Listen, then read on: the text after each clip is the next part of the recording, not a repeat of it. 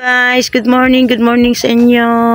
Isang mapagpalang araw po sa inyong lahat. Samahan niyo ako guys, bisitahin ko ang aking munting mga tanim na halaman guys. Ang aking mga halaman na ilang araw ko nang hindi nasilip o nabisita o na sikaso guys. Gawang nagkaroon ng masamang karamdaman ng ilang araw, ilang linggo o higit na magkulang-kulang 2 linggo guys. Hindi ko na naharap itong mga aking mga bunting gulayan or aking mga halaman.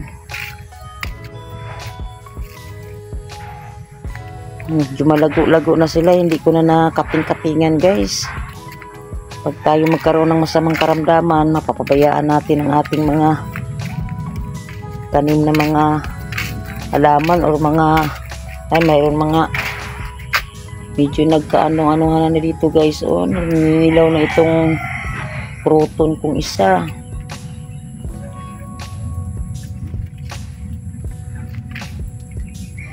Pero nang masamang karamdaman ang lola niyo mga inday, mga dudong. Ito na naharap-harap. Ngayon yung medyo okay na. Sinilip at binisita ko nang dinisa na naman at maayos-ayos natin. May bunga na pala itong dalandan.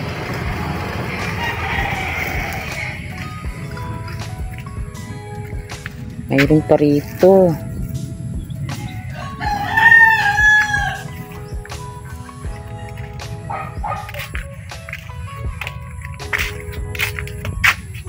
Ayan, si kalamansi, may mga bunga na rin.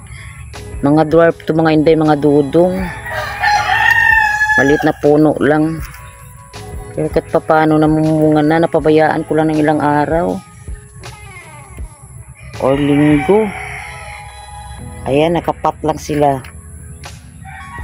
Pati itong barigitid kong kalamansi, ayan. Parang matamlay na.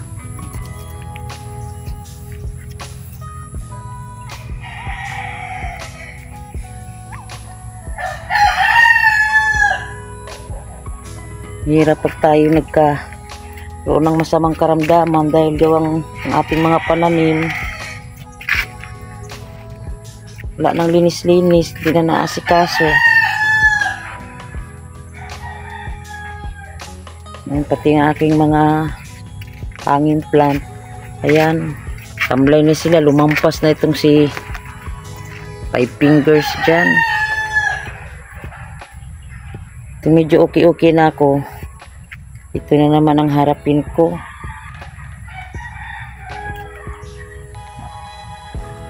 Dahil tamlay na sila, no?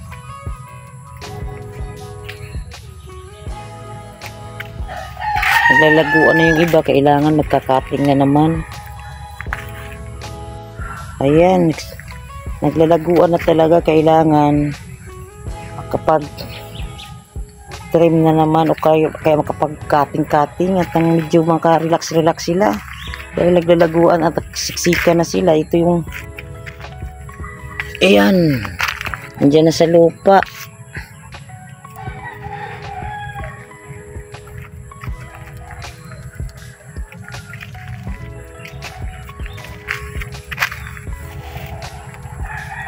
Harapin ko na naman to ngayong medyo okay ng lola nyo. Pag linis-linis sa kanila, naglalaguan at taksiksika na sila, oh, parang hindi na sila nakaka-relax. Ang iba nagtatamlayan na eh. Ayan mga inday, mga dudong.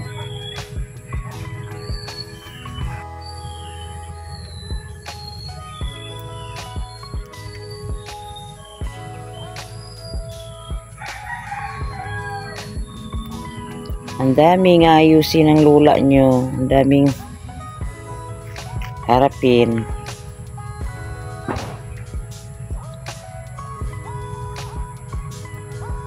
Dahil bukod sa dumi na sila, paglalaguan at nagsiksikan na. Naman mga inday, mga dudong, ayan ang aking sigarilyas saan na gumagapang. Wala nang asikaso.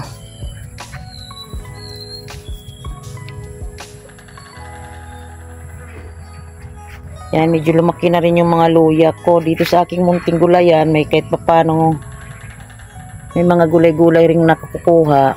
Pag oras tayong gustong mag gulay-gulay, gustong mag laswa-laswa, may napipitas rin naman dahil bukod sa mga mayroon tayong halaman, tanim-tanim rin tayo ng gulay dahil mahal ang gulay. Mahal na, minsan di pa sariwa. Yan, nag-aapawan na sila oro saan na gumagapang tong mga dulo ng sigarilyas. Parang masukal na sila.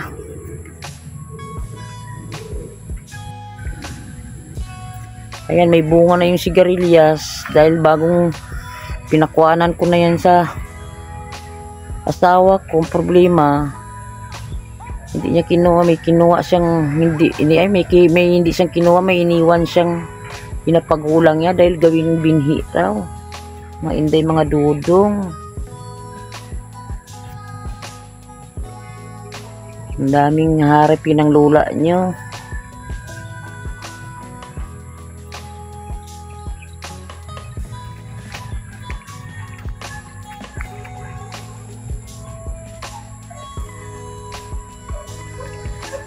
Ayan, may hinog na rin ang papaya.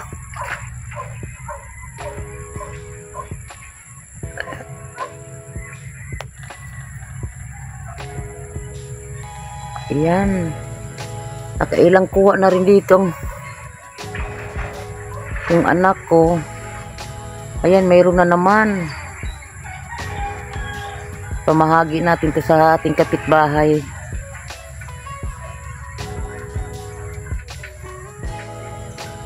Ayan. Yan si pandan. Wala na, parang mag-expire ng aking pandan. Ayan, natumba na siya. Wawa naman, hindi ko na naharap. Ilang araw din, ulang ulan-ulan.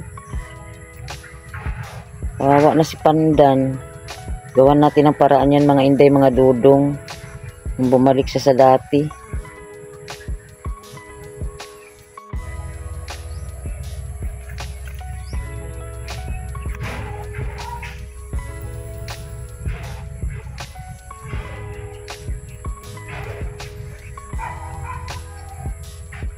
Yan, parang sisira ng mga daon ng aking sigarilyas.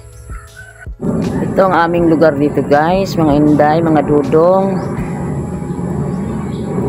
Ayan, dito sa area na to, guys, may mga kambing rin dito ako, mga alaga, manok, pabo.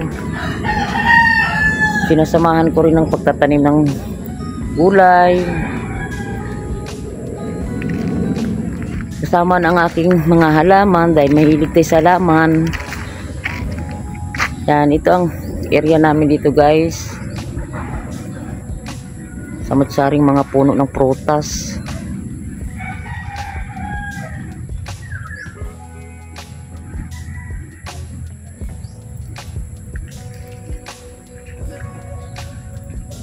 Lugar napaka-peaceful, guys. Tahimik. Ang marinig mo lang rito, mga ibon, taol ng aso, may mga kapitbahay rin na pailan-ilan. Pag araw ng tag-init dito, guys, kahit papano, medyo malamig-lamig dahil maraming mga puno ng prutas.